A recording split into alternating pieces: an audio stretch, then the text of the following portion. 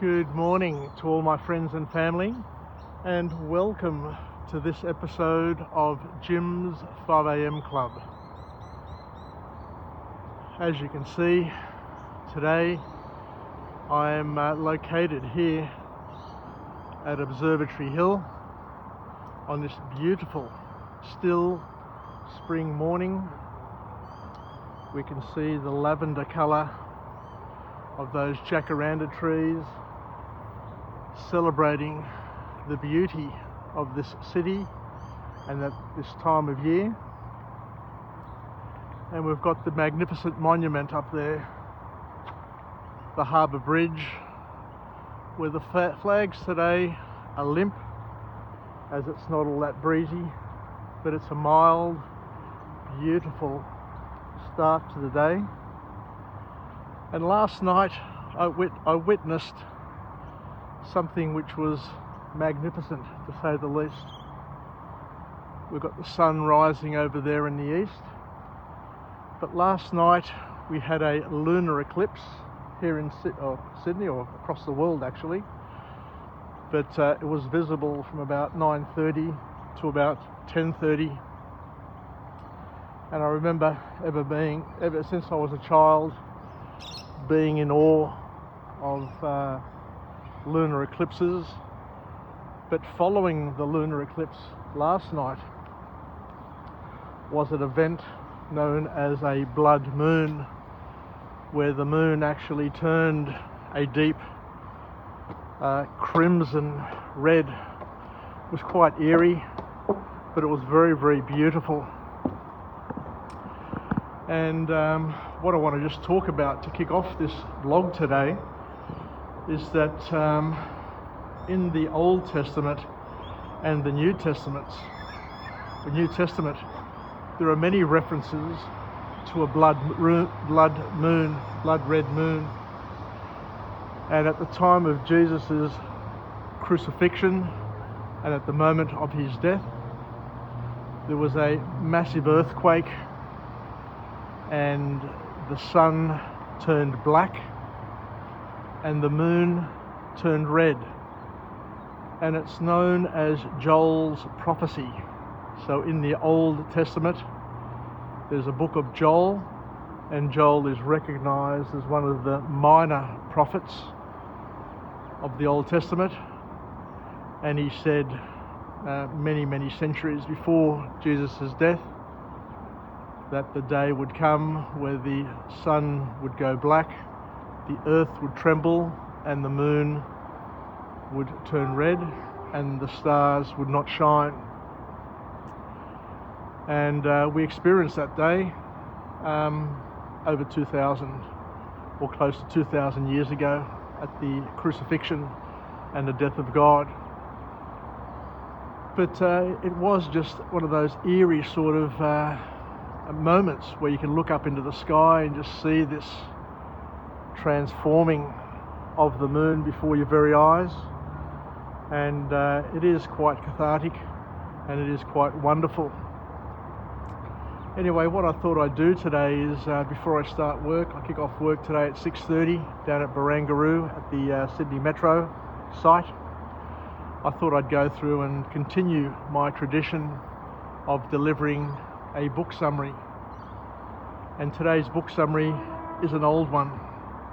It was written back in 1903, so over 100 years ago, by an author known as Napoleon Hill, who is an absolute legend and father of personal development, and his writings are timeless.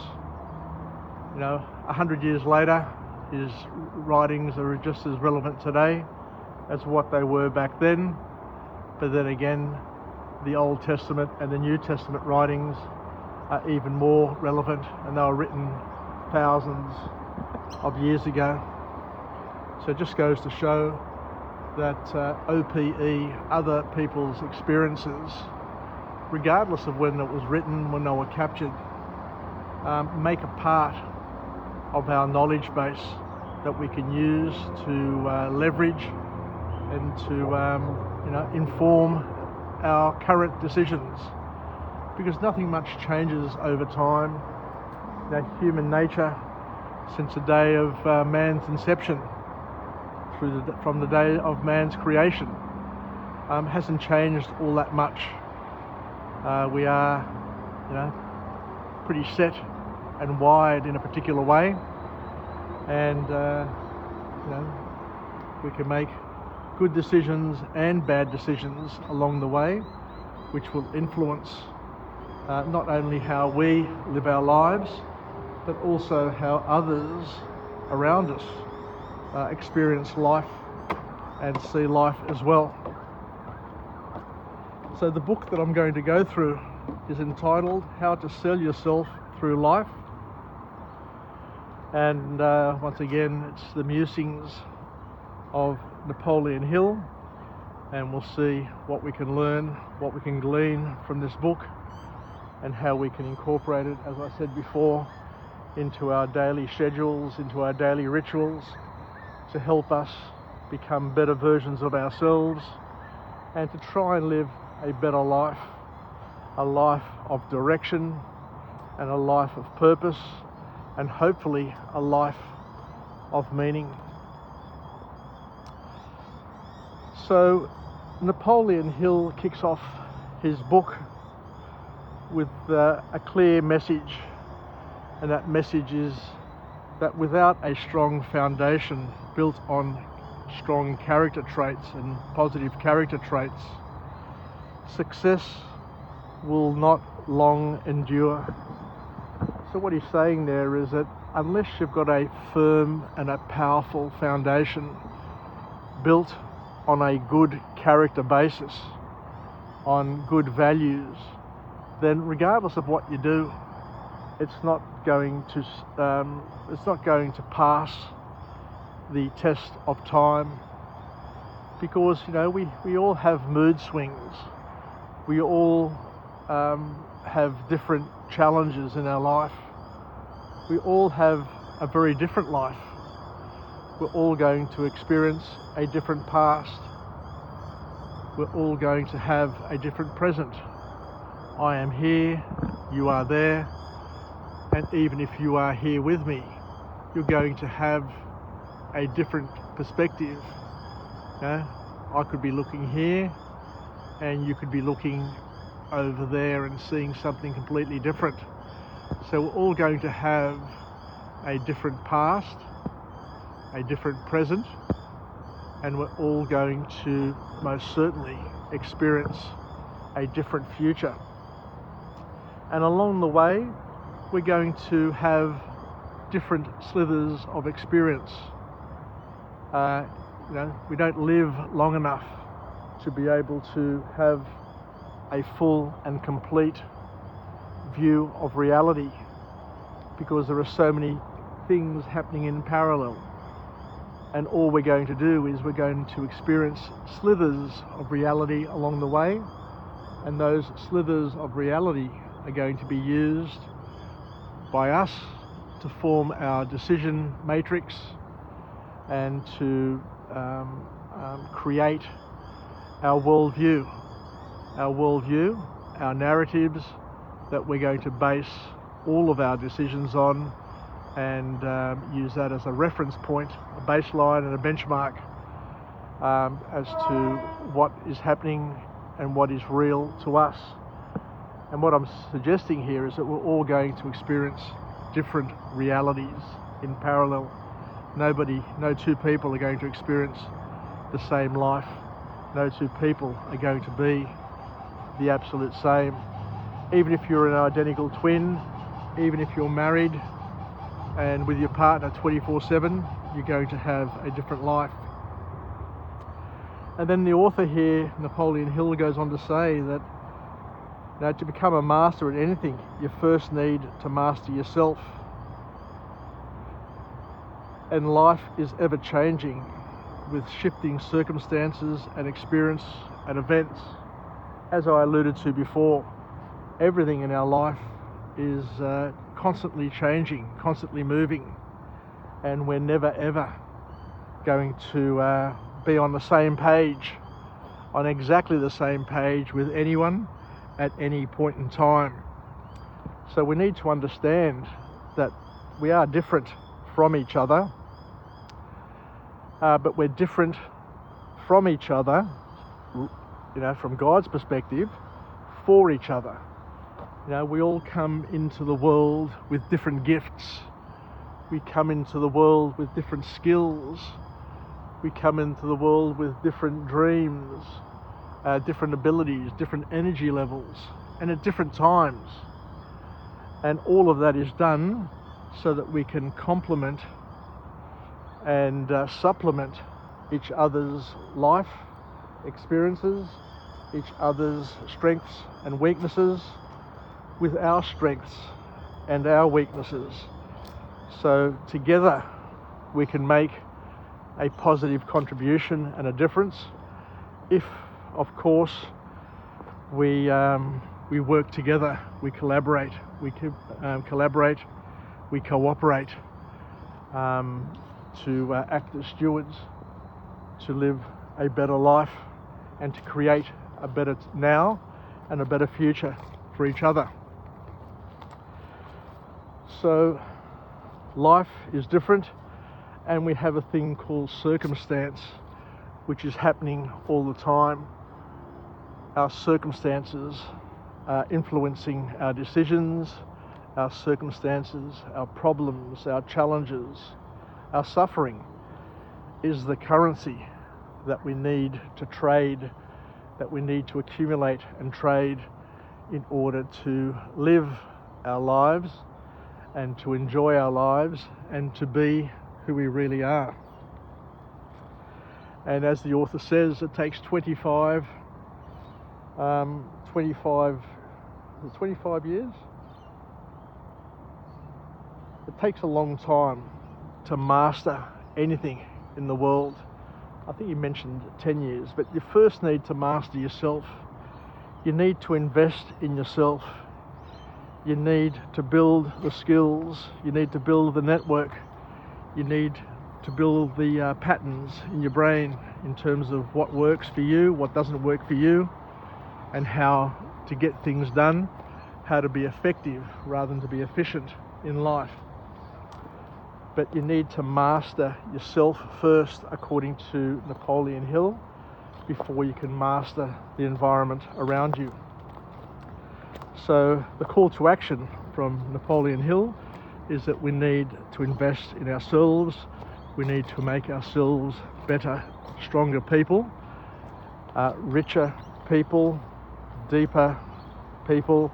And we need to hone our skills through mastery, and through that honing, then and only then will we be in a position to be able to add value to those around us, to our family, to our friends, to our communities.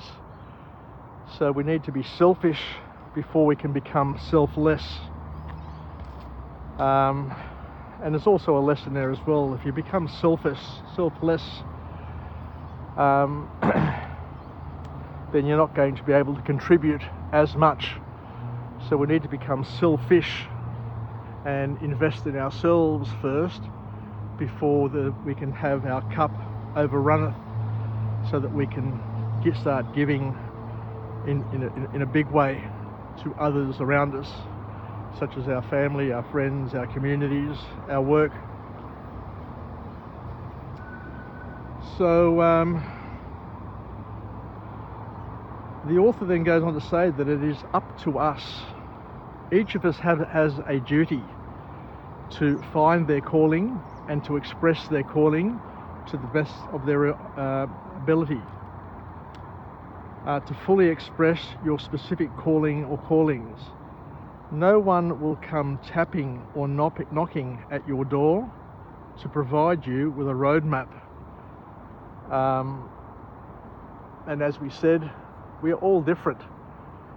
What is right for your father, what is right for your mother, your grandparents, your siblings, your boss, your friends, may not be right for you. Now, each and every one of us have to identify our own path.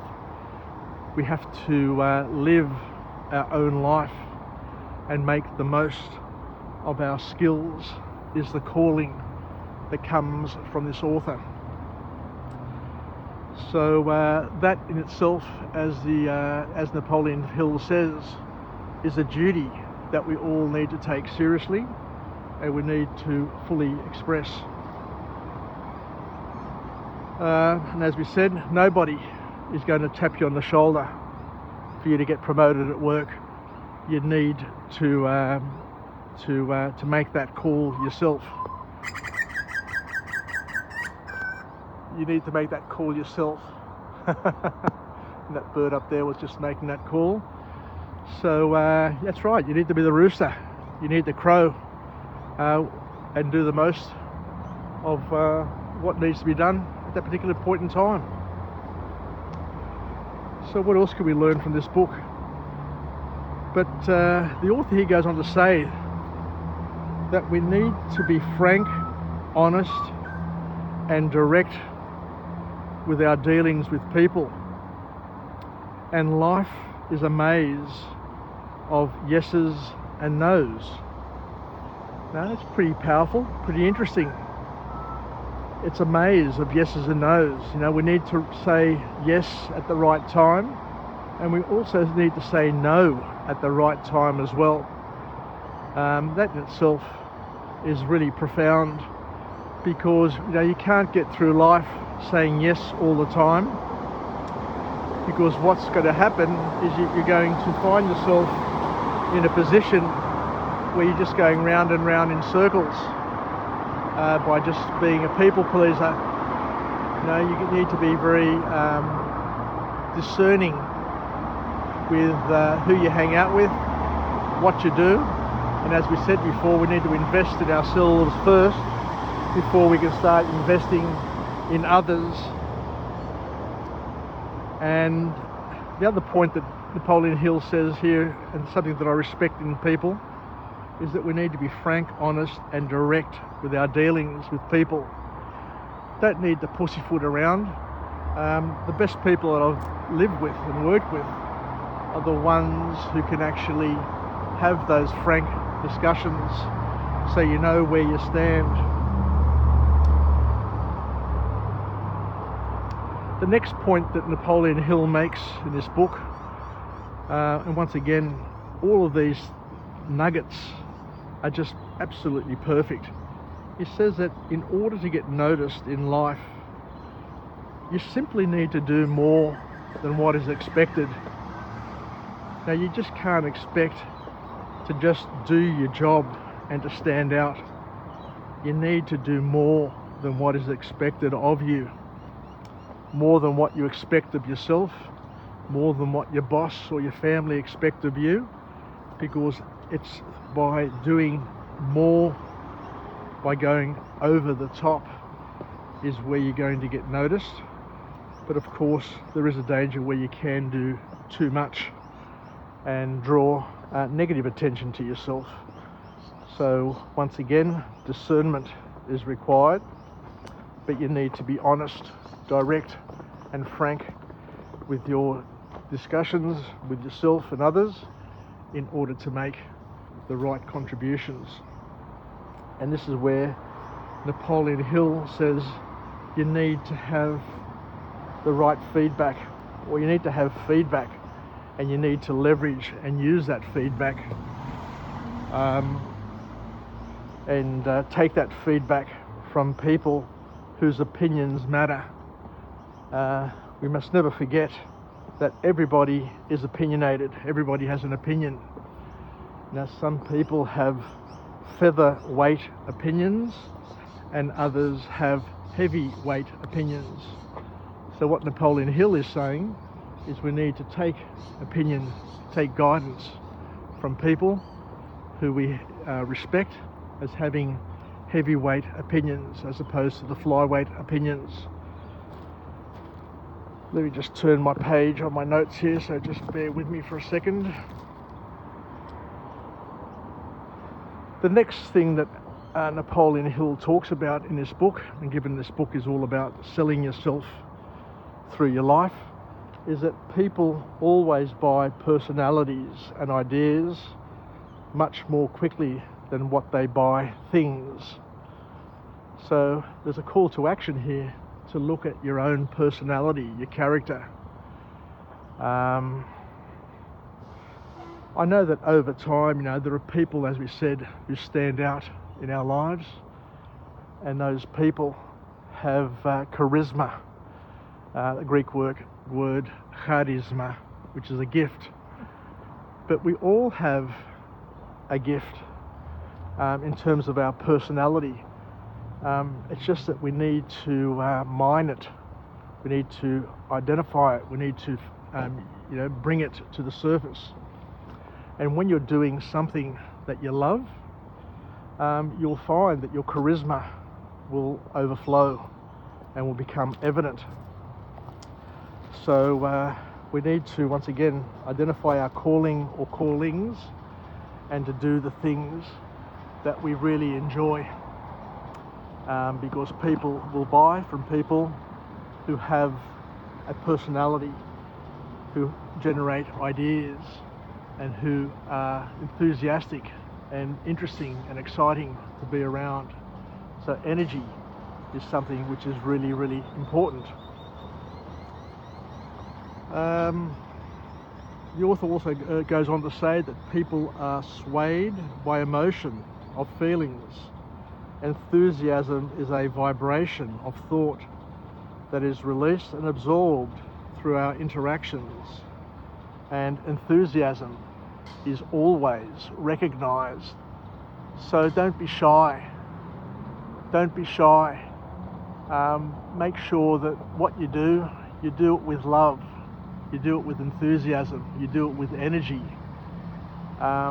Because the more you scratch the surface, the more interesting life becomes. The more interesting your life will become, and the more interesting the life of others around you will become as well.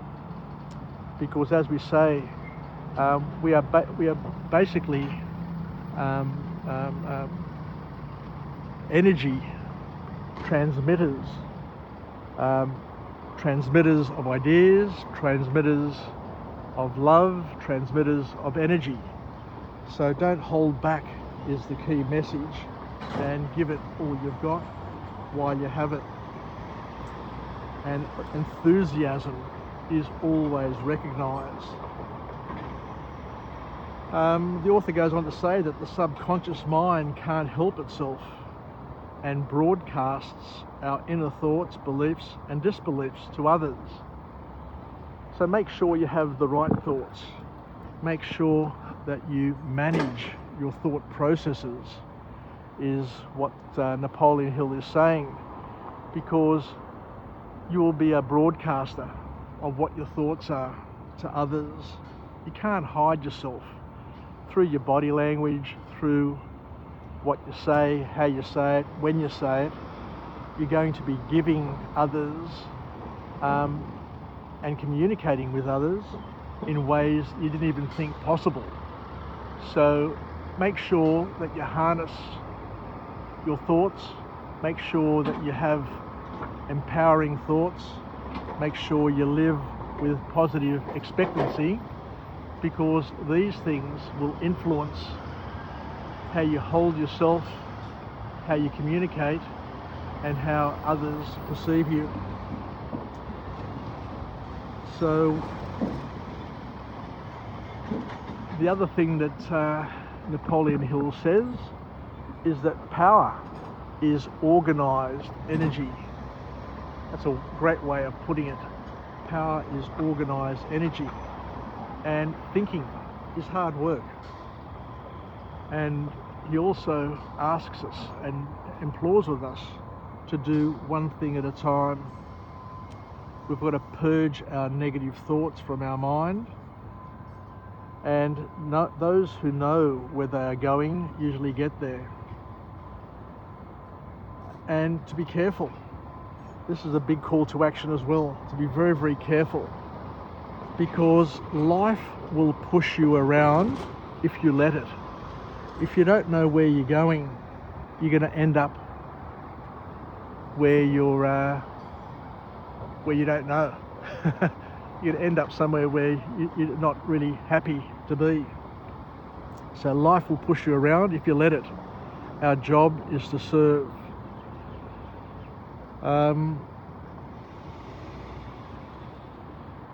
And the last thing that he says, which is a real profound point as well, is that suffering, pain, and disappointment are the currency that you need to trade for success and fulfillment in life. Don't worry about pain and suffering. What we need to do is embrace it. We're going to be disappointed all the time. We're going to be let down by people, our families, our friends, our bosses, our work environments. But we need to understand that that is a currency that we need to trade, we need to accumulate, we need to bank in order to have a better future. Life is not easy. Life is challenging for you, for me, for our children, and for everyone in our lives. And we need to remember that it's a currency. Pain and suffering is a currency that we need to accumulate. We need to go through. We need it in order to build the strength, the character, and the abilities and skills in order to get through each and every day and to live a better life. Anyway, everybody, take care. Wishing you all the best. Thank you for joining me on this episode of Jim's 5am Club, and I look forward to coming to you again from a different place at a different time with an empowering message where I use Sydney, the most beautiful city in the world, as a backdrop. Where we are today, I'm overlooking the Barangaroo Park, which is going to be a Sydney Metro train station. It's going to have tennis courts, it's going to have grass areas, it's going to have a Westfield underground, and we've transformed this container terminal, this place that was once a container terminal, into a productive amount of infrastructure that is going to serve this community and make Australia, make Sydney one of the most beautiful cities in the world. Take care, everybody. Yassas. Bye for now. And until we chat again, live, learn, and pass it on. Take care. Bye.